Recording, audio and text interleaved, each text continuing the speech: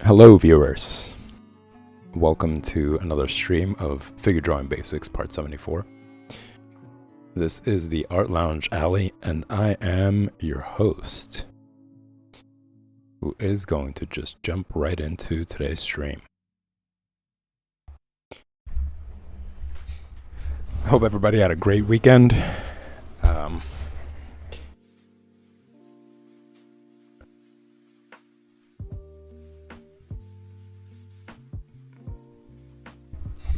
Hope you guys got some drawing done.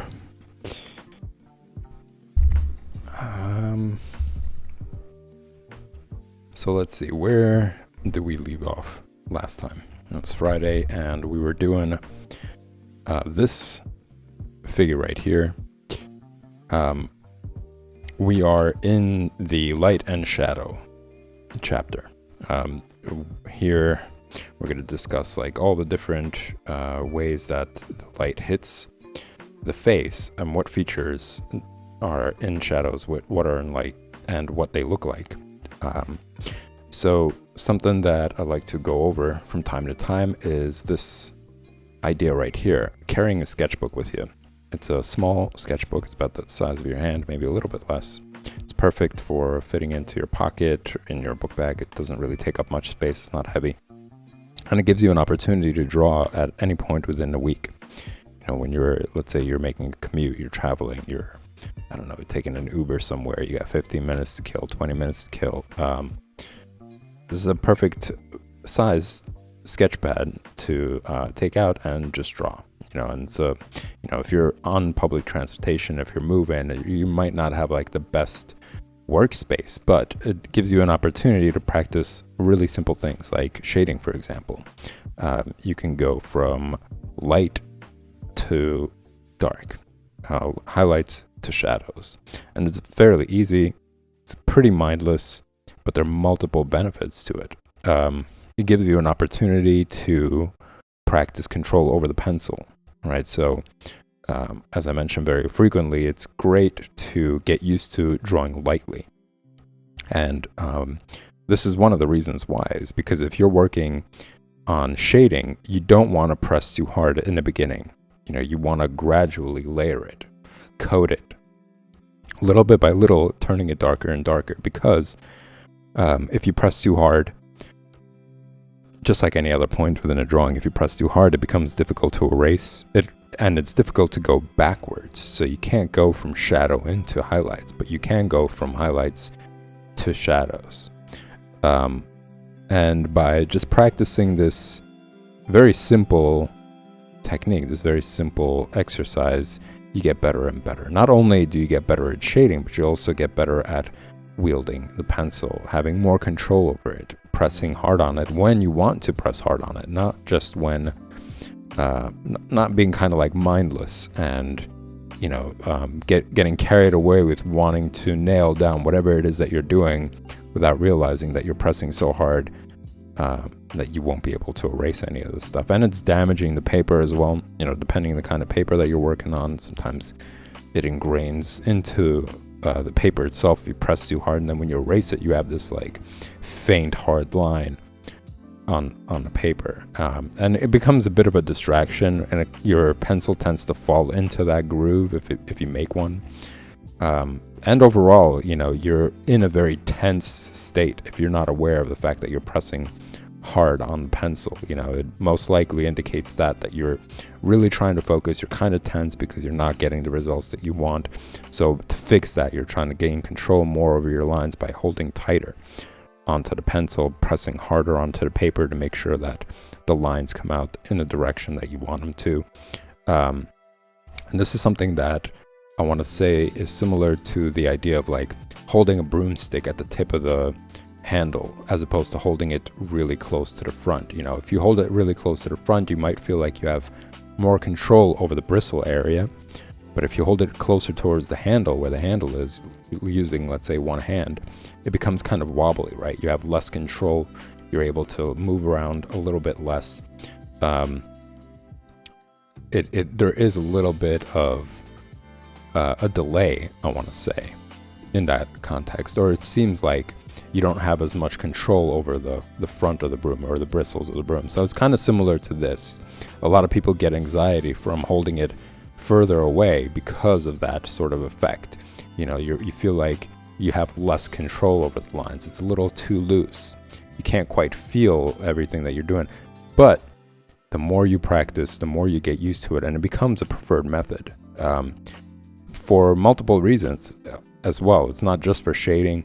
It's also for having an entire view of your image. If you're holding it too close to the tip, you're kind of blocking your vision of what's going on, as opposed to keeping it at a distance and seeing what the overall composition is of the drawing. So let's say if you're dealing with the figure, you're drawing the head out, but you can't really see how it looks in comparison to everything else on the body.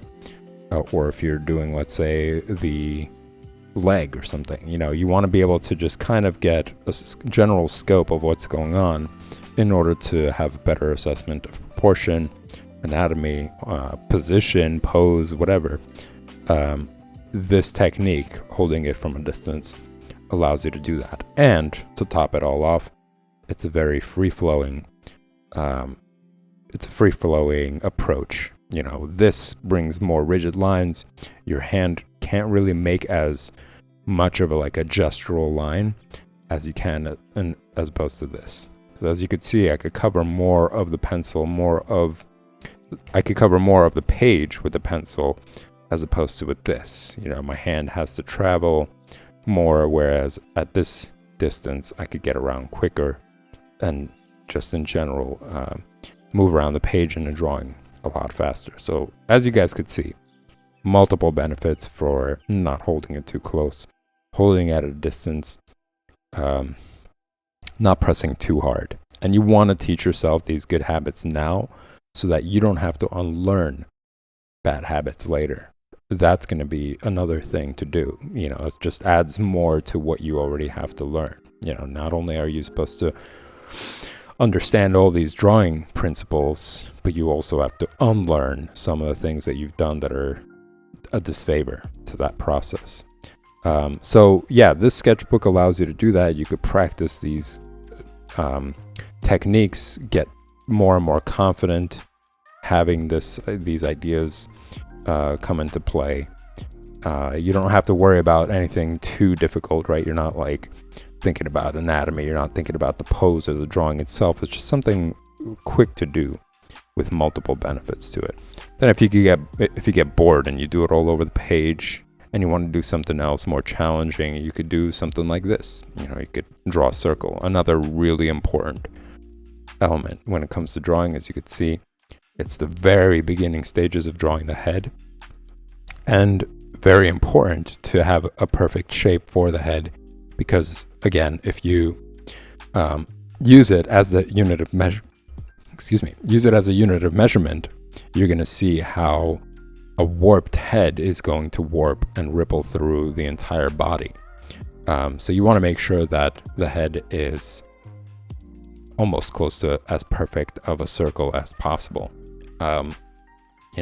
For instance, one of the rules is the width of the arm is half the head. So once you determine the entire shape of it, you split it down the middle, and then you measure what that is, and then you measure the head. So in this case, I'm going to do this, I'm going to measure it, and it's about right. It's very close. So if you were to have that warped, for example, if you were to draw this at a warped shape, you would measure that half, and then you would make this arm too thick, and then you would measure this half, and you would make this arm too thin. So it would just kind of, as I mentioned, ripple through the entire body and, make your drawing look weird. But yeah, so just going back to this, another technique, you're starting out by drawing a circle, and then you could practice to do the same thing here by filling in with very light layer, and then gradually adding in the midtones into shadows, and try to really pop it out as it is here. And as you can see, there's like a curvature to the shadows to give the object more shape, to give it more 3-dimension. So yeah, just do that, work on it, gradually getting darker and darker, going over the same area. Get more and more comfortable with holding the pencil at a distance, not pressing too hard, and having this gradual, smooth transition between all your shades. So all those things you could benefit by doing this. You could also practice cross-hatching. That's something that gives you an opportunity to have straighter lines, more confident lines. And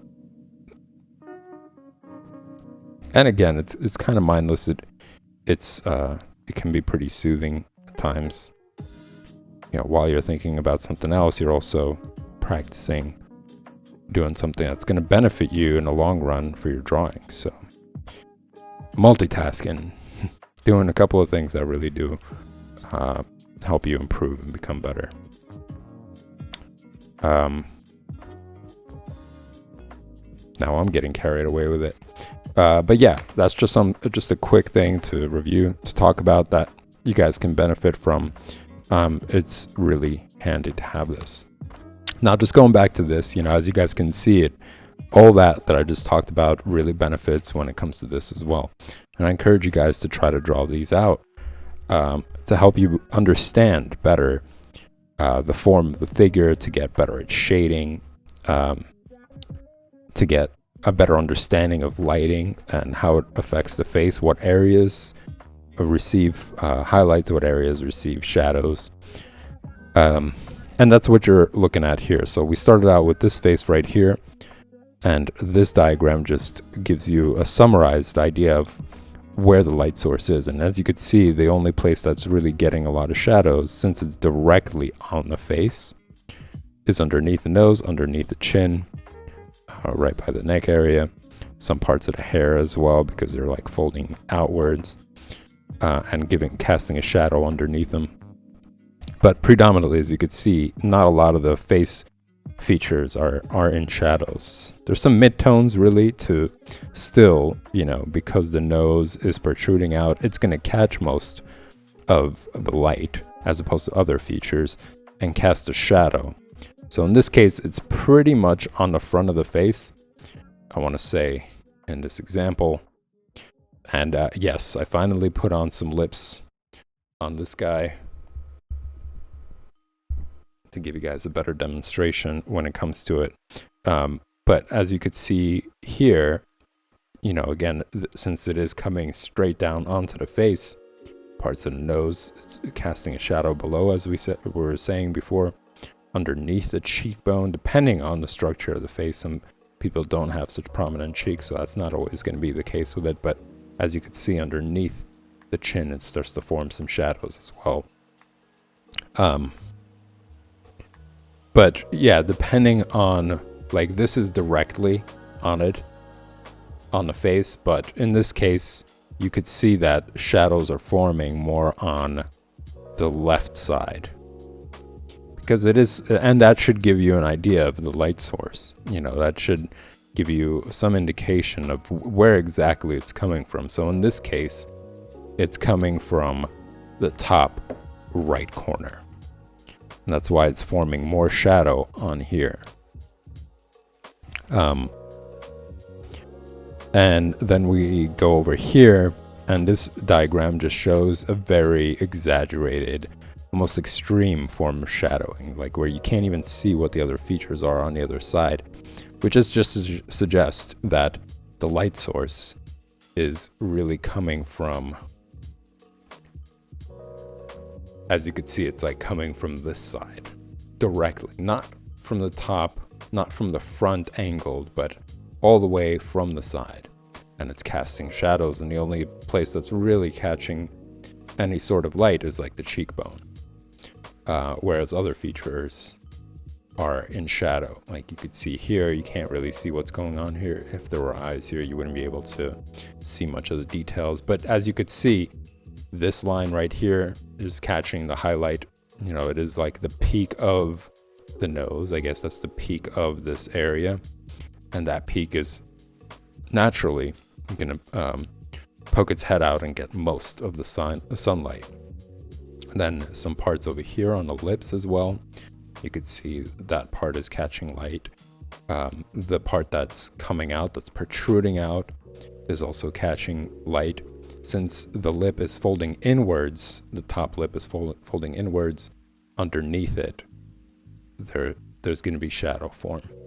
But yeah, everything else towards the left side is in shadow. So similar to how it is here, similar to this diagram, to really show that, you could see that the cheekbone is getting some light here. Some parts of the eyelid is catching some light. But yeah, a lot of the inner socket of the eye is getting the shadows. It's getting pretty dark over there. Similar to the ears as well. You can't see any detail on the left side, whereas on the right, you can see some highlights as well. But yeah, just take your time and really see it. Underneath the lip, you could see the shadows forming as well as it does here. You could see that's the same case. Because it's protruding out slightly, it's casting a shadow underneath it, and you could see that that's where the shadow is going to start forming. So as you could see, the light really and how it affects the face is very similar despite being different in features. This isn't exactly the same as the features on the woman's face, but you could see that how the shadows form is very similar to it. You could see underneath the nose it's casting a shadow as it is here. You could see that the top lip is getting a shadow as it is here as well. Underneath the lip is here as well. And then the chin area, as you could see, the chin area here is also catching a lot of, or getting a lot of shadows. So despite differences, there are some common rules that apply to most faces. And that's really what I was trying to highlight here. So moving on to the next one, which we did on Friday. This is how the shadows are forming on the face when it's not directly on the face, but it's, as we were talking about earlier, it's top corner. This face was straight on, and in this diagram it's top right. So it's a little bit more intense here than it is here. Just not to get confused between the two, because as I mentioned, this diagram really is supposed to demonstrate what the features are going to be like. And as you can see on this face, it's not as dramatic. It's not as dark as any other features. The only dark areas are the ones that you see that have a dark shadow underneath the nose as well. But in this example, it's more, the light is more intense. So it's somewhere about here, I'm going to say. So as you could see, yeah, like right about, I'm gonna have to turn the head away from the shadows. Right about there. So it's very similar. As you could see, the light source does tend to travel. In her case, maybe the upper lip isn't pouting out as much as in this case, but it's still, you could see that the light is traveling gradually to the other side, and then it gets cast off. Let me see if I can get a more accurate shadow angle.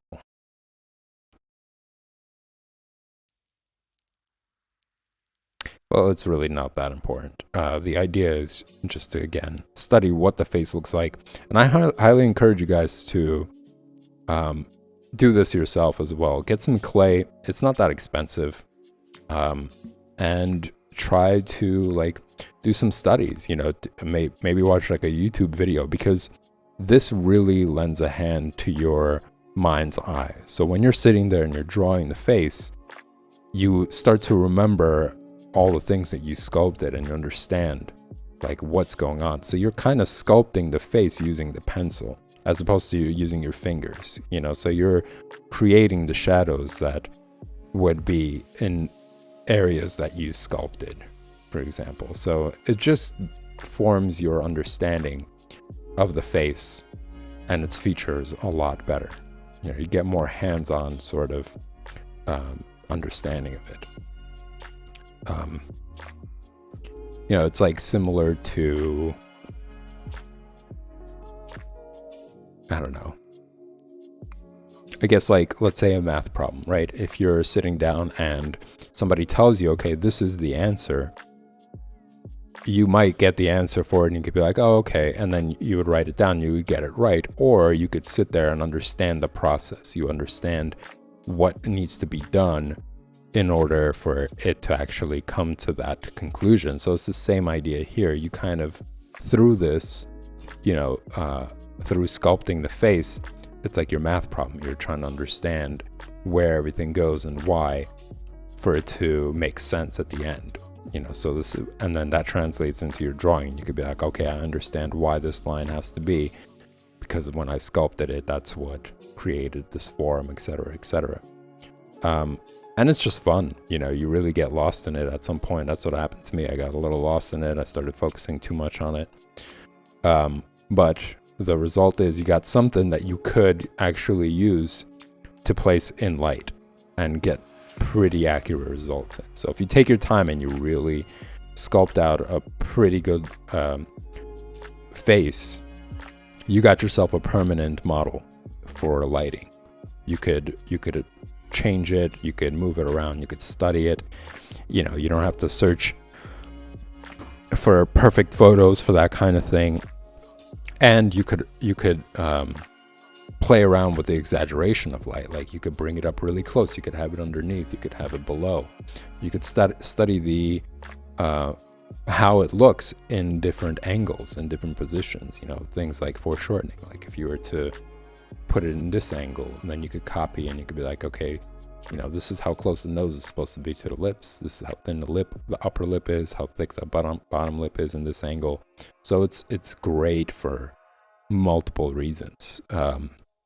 So time well spent. You know, if this isn't something you could sit down and do right away and you gradually work towards it, still great, because eventually you're going to get something that not only are you going to get a better understanding of the face, but you'll also have a model for multiple reasons: perspective, lighting, angles, you know, all those benefits kick into place. So good time spent. You know, it's not wasted, and it really translates to your drawing skills.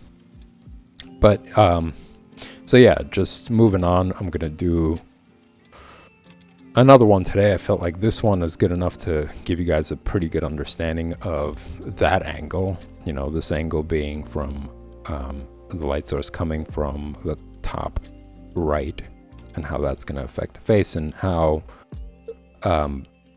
gradually the shadows start to form here. You know, it's not as extreme as it is here. And here, there's a lot less gradation. A lot of it is already in shadow. Whereas here, you're looking at it, it has a transition going from highlights to midtones to shadows, or midtones gradually into shadows when it comes to this area. So the next one that I'm going to be doing is not a common one. It's not, well, you know, it really depends, but I just don't see as many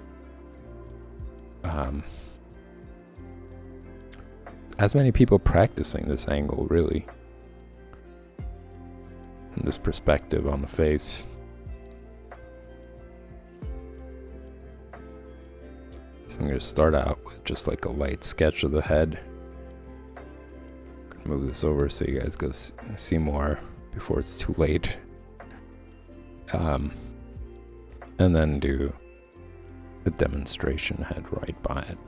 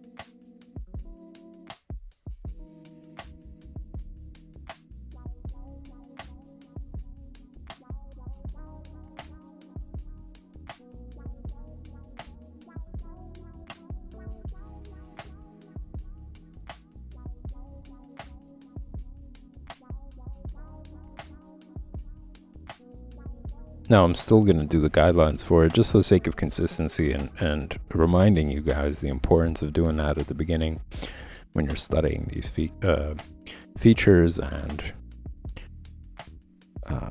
figures and face features, etc. It's a really good thing to do. Making some marks as placeholders for face features.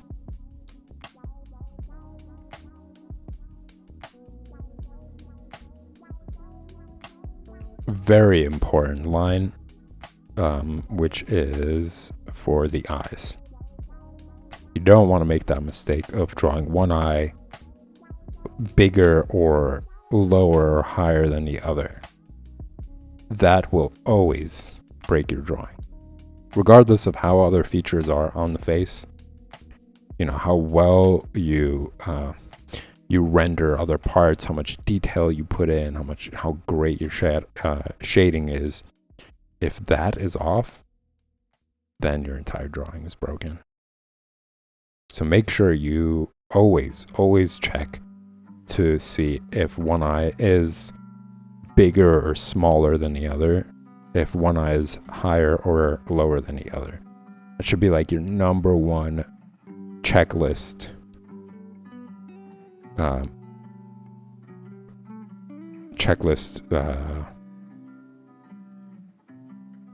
thing.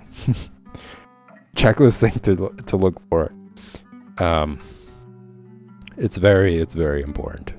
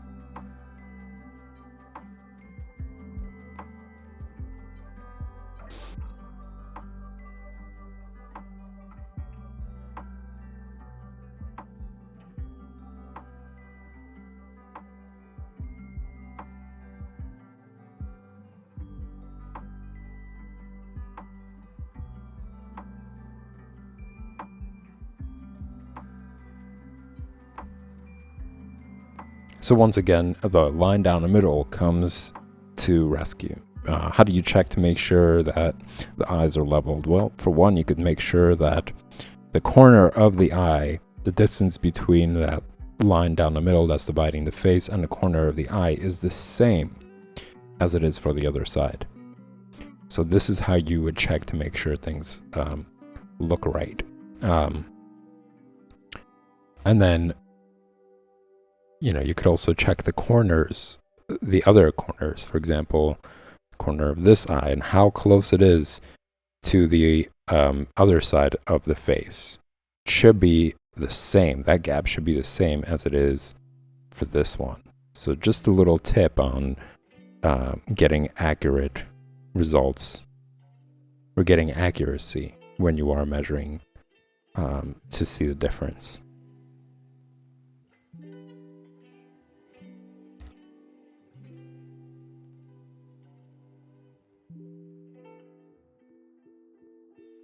So this guideline down the middle comes to your rescue from multiple instances.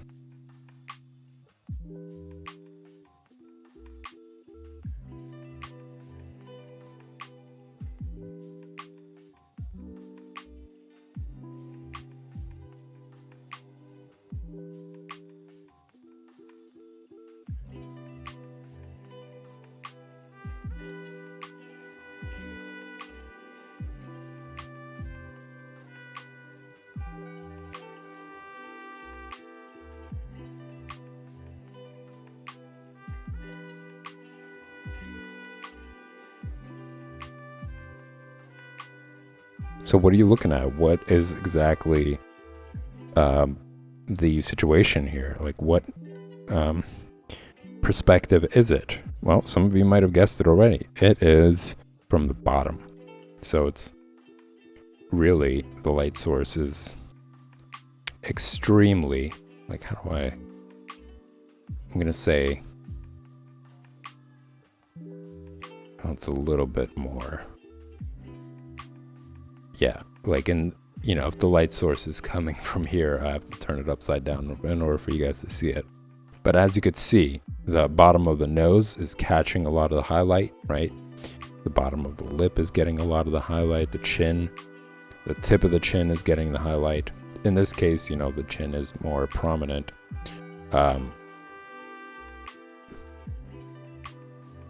And the upper part of the brow line is catching that light. So similar to how it is going to be here as well.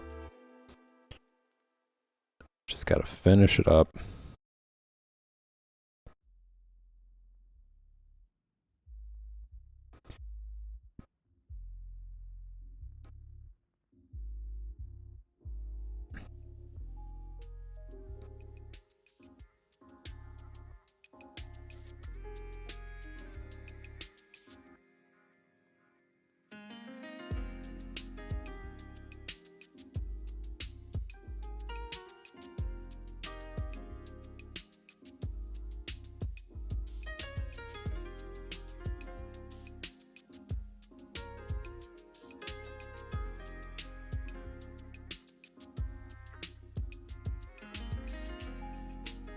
And I'm working in layers, as I mentioned before. It's helpful just in case things don't look right or something is off. I can erase it and adjust it.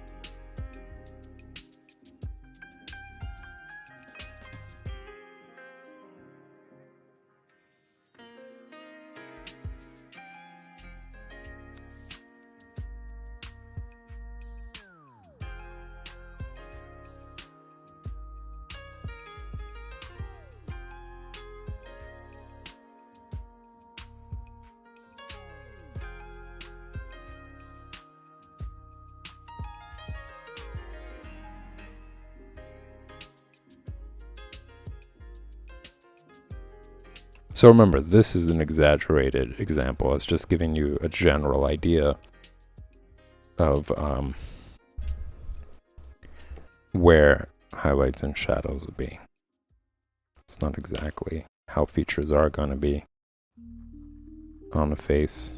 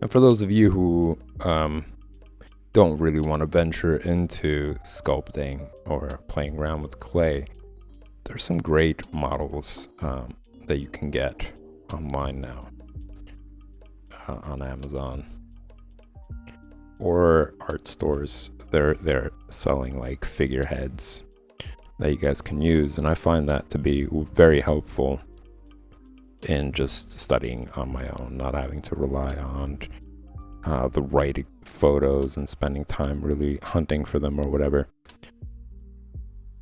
I think it just makes it a more of an interesting experience because you get to play around with it. You really get to play around with the head itself and not just be restricted to the photo and the angle of that photo.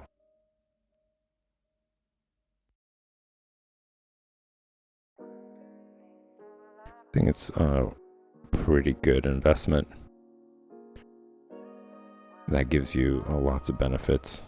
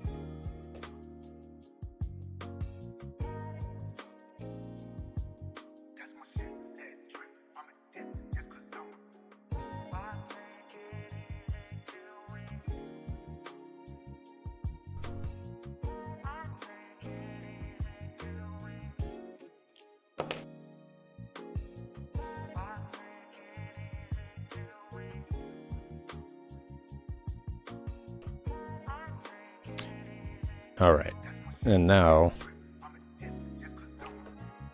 I get caught up sometimes in like the accuracy of everything when really it's just meant to be a quick example. I guess the perfectionist side of me starts to kick in, and I just haven't really done realistic renditions in a while, so I think this is like part of me that's missing it and is trying to get into it.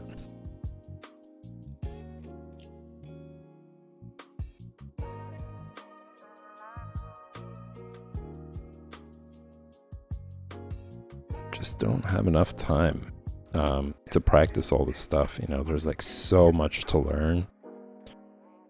It always amazes me when people are drawing or painting and they're just like, I don't know what else to do, or I don't know what else to work on. It's just, there's so much to observe and so much to compare and try to like push to the next level. I don't have time for it. I got these other projects that I'm working on that are taking up even more and more time. And not that I'm complaining about it. I'm very happy about it. I'm very excited about them. It's just in terms of learning other stuff. You know, for instance, me picking up clay again and working with clay. I'm really getting a kick out of that. Watercolor, and then India inks. Like learning all this stuff. It's quite a lot.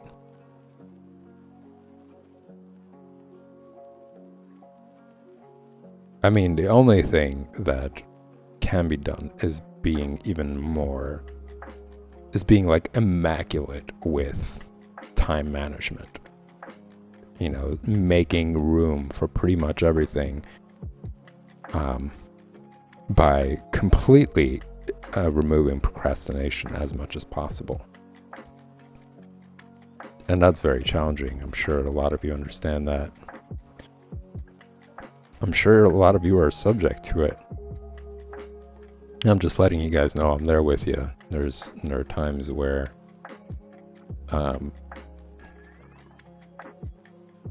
just sitting on a couch sounds like a great time.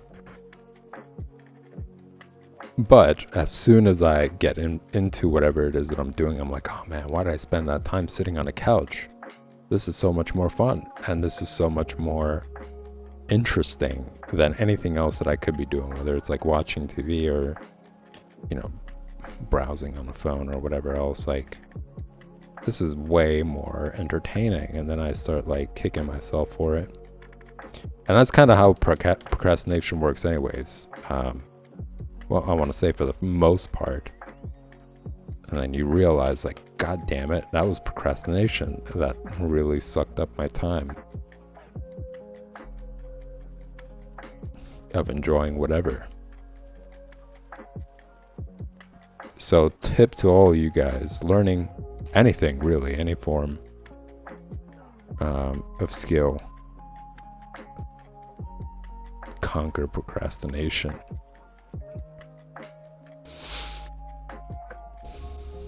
It's a bad habit, you know, it's something, I want to say it's probably something that we picked up as kids, right? Because when we were kids, we didn't need to worry about time. We didn't have to manage much. It was just like you were constantly trying to figure out what was the next thing you wanted to do, and there were no real responsibilities. So I don't think that what I mean is I don't think procrastination is something people learn at in adult stages of their life. It's something I think we all fight off of since we're kids, and just not giving into it and going back to that habit that we had as kids, basically. That's what I want to say procrastination is. Like, some people want to attribute it other things, but the lack of skill in conquering that desire to procrastinate stems from never wanting to overcome that desire we had as kids to just do whatever.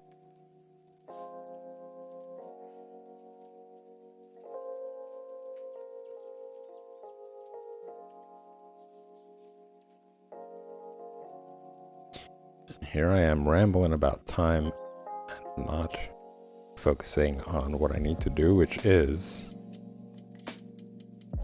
create these guidelines, as I mentioned before, so that the eyes aren't too close together, not too far apart. One isn't longer or lower than the other. Very, very important. Very important stage in the beginning stages.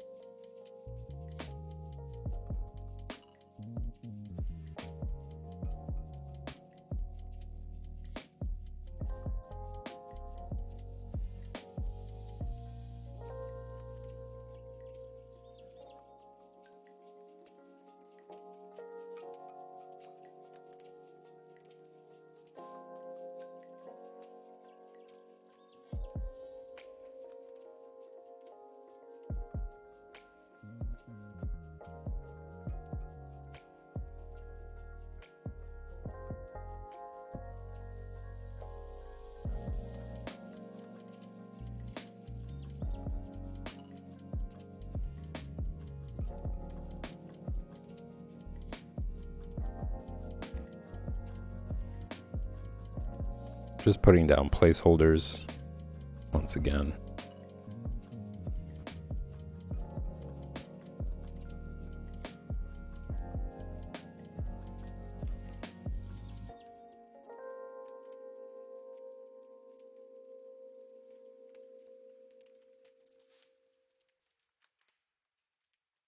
Oh boy. Look at the time fly. So I might not be able to finish this entire drawing in this stream. So I'm going to continue it on tomorrow. Same time and place, 8 p.m. Eastern Standard Time for figure drawing basics. Today, I'm following it up with drawing comics. Those of you who are tuning in for the very first time, I'm going to be copying John Buscema's Conan the Barbarian. It's a goal that I set for myself to draw the entire comic book from cover to cover. Draw all the panels out, get it as much down as possible to the original, and to really learn that process at the level that he was creating. And there are multiple benefits to it. Something that I'm going to cover real quick at the beginning of the stream. But I am first going to take a quick 5-minute break, get ready for this next stream. If you guys enjoy this content, remember to hit the like and subscribe button. They both help the stream grow, and you will also get notification when I'm going live.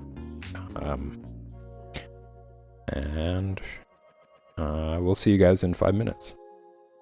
Thanks for tuning in, y'all.